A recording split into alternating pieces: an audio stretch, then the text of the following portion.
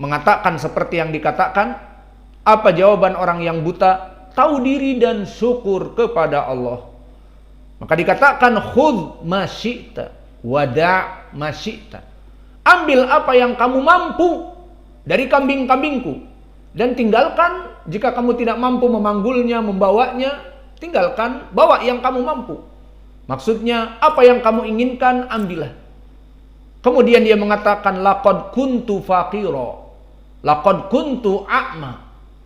Maka aku dulu orang yang fakir dan aku buta. Allah dengan penuh rahmatnya memberikan kepadaku mata penglihatan dan harta yang luas. Maka khudh masyi' wada' masyi'. Ambil apa yang kamu inginkan dan tinggalkan yang tidak mampu kamu bawa. Maka apa jawaban malaikat yang memang utusan Allah? Ini Rasulullah, aku ini adalah malaikat utusan Allah. Laqad sakhatallahu ala sahibaik. Maka Allah telah murka kepada dua teman kamu. Kenapa? Karena pelit, tidak bersyukur. Akhirnya diambil apa yang ada padanya dan dikembalikan sakitnya. Adapun wajah pendalilannya di sini, maka Allah telah ridho kepada kamu dengan apa yang ada pada kamu. Maka akhirnya malaikat itu mengatakan kepada orang ini agar peliharalah dari apa-apa yang Allah berikan kepada kamu. Maka ini menjadi bab jika kenikmatan disyukuri, maka kenikmatan itu ad-dawam, akan terus menerus.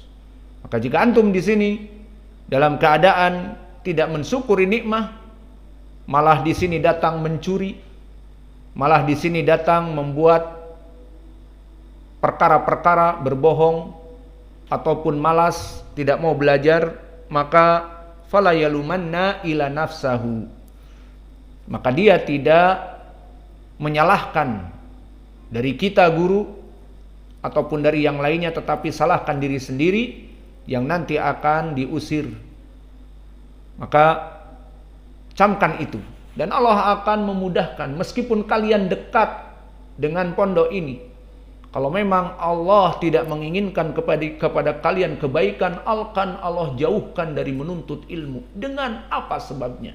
Tanpa sebab. Maka itu dari kenikmatan yang tidak disyukuri. Maka syukuri nikmat Allah. Apalagi kalian jauh dari keluarga dan di antara kalian ada yang ibunya rindu dan bapaknya rindu dan saudara-saudarinya rindu, maka please, keasingan kalian di sini tidak hanya sekedar membuang-buang waktu.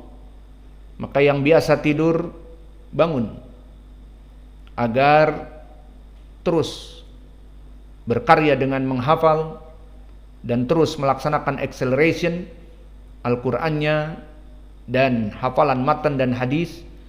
Maka kita melaksanakan acceleration di dalam belajar dan mengajar. Selesai dari Salam Ibnu Sulaim, maka dia di atas derajat siqah. Kemudian meriwayatkan dari Abu Ishaq Al-Hamdani. Siapa Abu Ishaq Al-Hamdani? Dia Abu Ishaq As-Sabi'i. Maka Abu Ishaq Al-Hamdani juga adalah Abu Ishaq As-Sabi'i, yang mana dia seorang tabi'i di tabaqah yang ketiga. Dan Abu Ishaq As-Sabi'i mempunyai anak bernama Yunus ibni Abi Ishaq, dan dia bernama Abdullah ibni Amr As-Sabi'i. Dan Abu Ishaq As-Sabi'i, bagaimana kedudukannya di ilmi jarhi wa ta'dil, la syakka wa la raiba, bahwa dia seorang thiqah, bahkan bisa jadi di atas derajat thiqah. Namun meskipun begitu, dia namanya juga manusia, mempunyai kekurangan. Maka dari kekurangan dia, pertama mukhtalit, dia dulu sempat pikun dan tidak dihijabi. Akhirnya mukhtalit, orang-orang yang mendengar dari dia setelah pikun ditolak hadisnya. Maka dia dalam keadaan imam di atas derajat thiqah, namun mempunyai kekurangan karena dia manusia yang tidak sempurna, tidak ada gading yang tak retak. Maka the human is not perfection. Tidak ada manusia yang sempurna, hanya Allah yang sempurna. Maka dia imam muhaddis dan dari qari'ul Quran. Maka dia Abu Ishaq As-Sabi'i membaca Al-Quran kepada Al-Aswad ibni Yazid dan Abi Abdurrahman As-Sulami, dan juga telah membaca kepadanya Al-Quran dari muridnya adalah dari qiraah sab'ah. Siapa? Hamzah ibni Habib Az-Zayyad. Maka qiraah Hamzah ibni Habib Az-Zayyad, bagaimana ciri qiraah Hamzah? Seperti yang kita baca tadi di Al-Fatihah. Ziratal ladina an'amta alaihim ihdinas ziratal mustaqim. Ini qiraahnya Hamzah. Maka Hamzah Az-Zayyad dari qari'nya qiraah sab'ah belajar kepada Abu Ishaq As-Sabi'i. Maka Abu Ishaq As-Sabi'i imam fil hadis wa imam fil qiraah. Maka dia jabatannya agung di sisi manusia. Namun Allah menginginkan tidak sempurna, maka dia mukhtalid, pikun, dan dibuang hadis-hadisnya bagi orang-orang yang meriwayatkan dari dia setelah pikunnya, dan selain itu mudallis. Maka akhirnya dia ditinggal hadisnya kecuali jika mengucapkan haddatsana wa akhbarana. Maka inilah dari seorang tabi'i yang agung, Abu Ishaq As-Sabi'i, Amr ibn Abdullah. Kemudian meriwayatkan dari Al-Bara ibn Azib. Maka dia seorang tabi'i yang agung dan tidak tanggung-tanggung murid dari seorang sahabi. Maka dia termasuk dari tabi'i kabir. Adapun Al-Bara ibn Azib, maka dia seorang sahabi yang mana dia sahabi yang kecil seperti Abdullah ibn Umar, Abdullah ibn Abbas. Maka Al-Bara ibn Azib ibn Al-Harith Al-Ansari, maka dia dari Al-Ansar, dari kabilah Al-Ansar. Di saat perang Badr, maka dia datang bersama Ibnu Umar untuk berperang, mencalonkan jadi serdadu perang. Apa syaratnya? Harus baligh. Maka istasgharuh, maka Nabi menganggapnya masih kecil, tidak boleh. Faraddahuma, maka keduanya ditolak untuk perang Badr karena masih kecil. Walakin ba'da dzalik syahida Uhudan, maka kemudian terjadi perang Uhud setelahnya 1 tahun, maka dia masuk kepada perang Uhud dan termasuk dari pejuang Islam. Setelah perang Uhud, maka dia ikut berperang di Ghazawat. Maka disebutkan dia berperang bersama Nabi sekitar 15 pertempuran, tidak pernah dia lekang, tidak pernah dia absen. Maka inilah dari keutamaan sahabat Al-Bara ibnu Azib, sahabi shagir yang ditolak oleh Nabi di perang Badr bersama Ibnu Umar. Namun setelah itu di peperangan semuanya dia tidak pernah absen. Maka kembali kepada matan, maka disebutkan di dalam matan hadis, berkata Rasulullah sallallahu alaihi wasallam, ya fulan. Maka di sini ya fulan dia memanggil seorang sahabi, dan sahabi ini dinamakan fulan mubham, tidak diketahui namanya siapa. Lalu kalau begitu, bolehkah kita menerima riwayatnya? Boleh, karena para sahabat meskipun tidak diketahui namanya, maka mereka telah ditausik oleh Allah dengan Al-Quran yang banyak. Di antaranya kuntum khaira ummatin ukhrijat linnas. Kalian adalah umat terbaik yang Allah keluarkan di muka bumi ini. Ditafsirkan oleh Imam Abu Hurairah yang dikeluarkan oleh Imam Al-Bukhari, khairun nas linnas, bahwa para sahabat itu sebaik-baiknya manusia untuk seluruh manusia. Maka dipuji oleh Allah, khairukum, sebaik-baiknya kalian, antum khaira ummatin, kalian sebaik-baiknya umat yang Allah keluarkan di kolong jagat ini.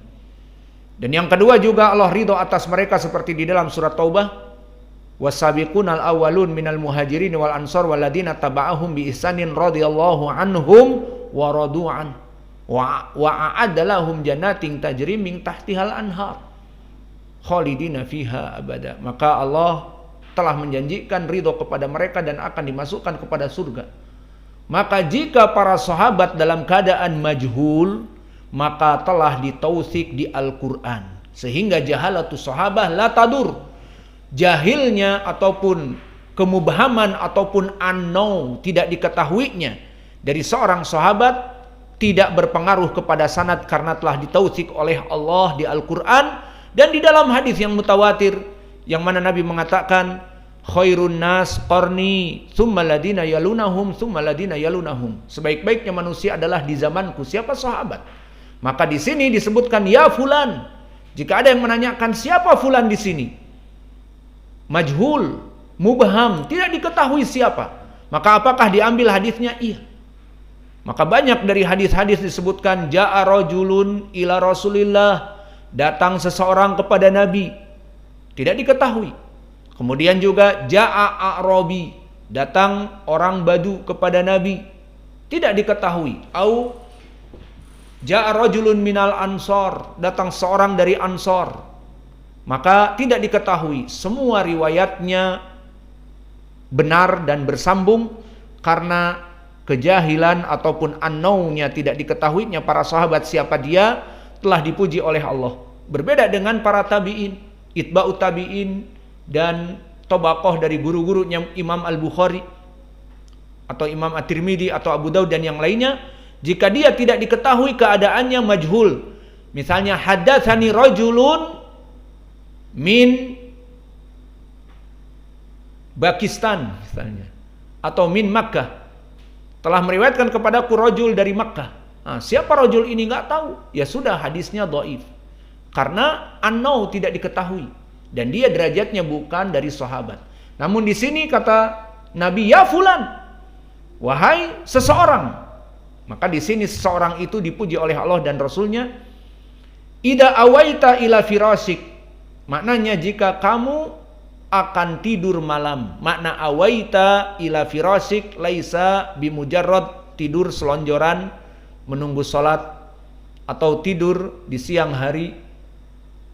Maka ida awaita ila firasik maknanya jika kamu tidur malam.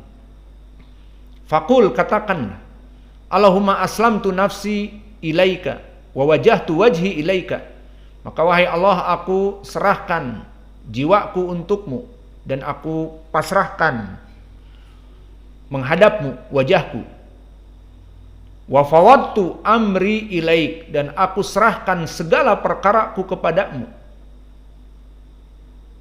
Wa alja'tu dhahri ilaik, dan aku sandarkan punggungku kepadamu.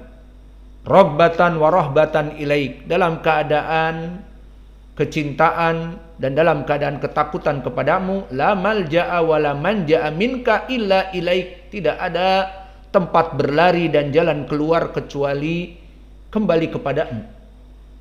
Mana poin pendalilannya sekarang? Amantu bi kitabik alladhi anzalta wa binabiyik alladhi arsalta. Ini poin pendalilannya, bahwa aku beriman dengan kitab yang kamu turunkan dan nabi yang kamu utus. Maka kitab di sini Al-Qur'an, dari ilmu Allah, dari sifat Allah. Kemudian jika kamu membaca ini wahai fulan, kata Nabi, fa innaka in mutta fi lailatik, jika kamu meninggal setelah baca ini, mutta alal fitrah, kamu meninggal di atas fitrah seorang muslim. Wa in asbahta ajron, maka jika kamu dalam keadaan hidup, maka hidup kamu dalam keadaan diberkahi, diberikan pahala, dan seterusnya. Maka inilah hadis yang bisa kita berikan. Sudah adzan Isya, maka di dalam hadis ini menjadi pendalilan dari yang diinginkan oleh Imam Al-Bukhari bahwa Al-Quran kalamullah. Maka wajah pendalilannya, amantu bi kitabik alladzi anzalta, aku beriman kepada kitabmu yang kamu turunkan. Ini adalah wajah pendalilan, dan di sini bertawasul kepadamu wahai Allah dengan Al-Quran, dengan kitab yang kamu turunkan kepada Rasulmu.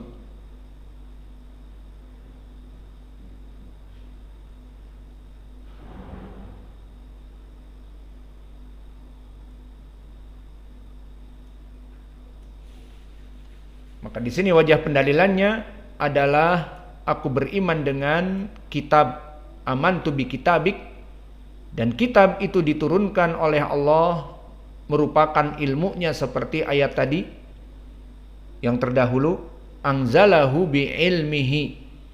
Maka disebutkan oleh Az-Zujjaj dari ahli lughah, anzalal Qur'an alladzi fihi ilmuhu. Maka diturunkan Al-Qur'an yang merupakan ilmu dari Allah.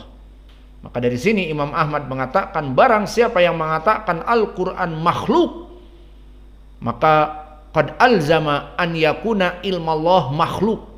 Berarti telah mengilzamkan bahwa sifat Allah dari ilmu Allah makhluk. Karena anzalahu bi ilmihi, maknanya indal Arab anzalal Quran alladzi fihi ilmih atau fihi ilmuh. Maka telah diturunkan Al-Quran yang ada padanya ilmu dari Allah.